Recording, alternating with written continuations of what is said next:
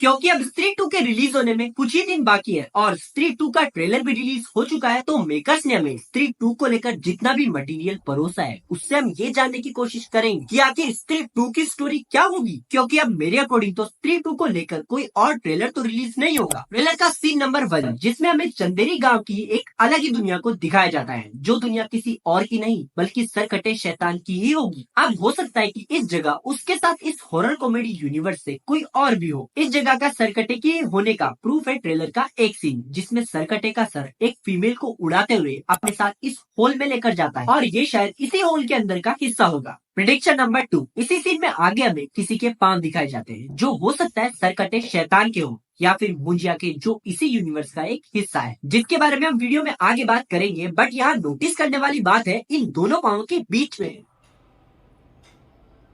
यह नोटिस करने पर हमें पता चलता है कि इसके सामने एक नहीं बल्कि दो लोग हैं, जिनमें से राइट वाले ने कुछ व्हाइट कलर का कपड़ा पहना हुआ है। और अगर आप इस सीन को ध्यान से देखोगे तो आपको पता चलेगा कि ये कोई और नहीं बल्कि विकी ही है, जिसको राजकुमार के कपड़ों में रेडी करने के बाद सरकटे या फिर इसके सामने पेश किया गया है। मे भी जिस तरह से स्त्री पार्ट 1 में विकी को स्त्री के साथ सुहागरात मनाने के लिए स्त्री के सामने पेश किया गया था ताकि चंदेरी को बचाया जा सके, हो सकता है कि ये सब लोग मिलकर यहाँ भी कुछ वैसा ही कर रहे हो और ये सब कुछ इनके प्लान का एक हिस्सा। प्रेडिक्शन नंबर 3, ट्रेलर और टीजर के काफी सीन से हमें ये पता चलता है कि सरकटा फीमेल्स को अपना टारगेट बनाता है, जो हमें ये कंफर्म करता है जिस तरह से स्त्री पार्ट 1 में स्त्री के मर्दों को अपना टारगेट बनाने के पीछे एक कहानी थी, उसी तरह यहाँ भी कोई ना कोई कहानी जरूर होगी जहाँ टीजर और ट्रेलर के अकॉर्डिंग सरकटे शैतान की बैक स्टोरी का डायरेक्ट कनेक्शन स्त्री की कहानी से होगा। और जिस वक्त भी ये सीन मूवी में टेक प्लेस करता है उस समय स्त्री से ज्यादा पावरफुल सरकटा शैतान होगा, क्योंकि इस सीन में यहाँ में वो स्त्री हमारी रक्षा करना साफ दिखाई दे रहा है, लेकिन फिर भी स्त्री इनकी रक्षा नहीं कर रही, जबकि चंदेरी में अब तो स्त्री का मंदिर भी मौजूद है, जिसके मेरे अकॉर्डिंग दो ही मतलब हो सकते हैं कि या तो स्त्री को चंदेरी में जो कुछ भी हो रहा है उसके बारे में कुछ भी पता नहीं है,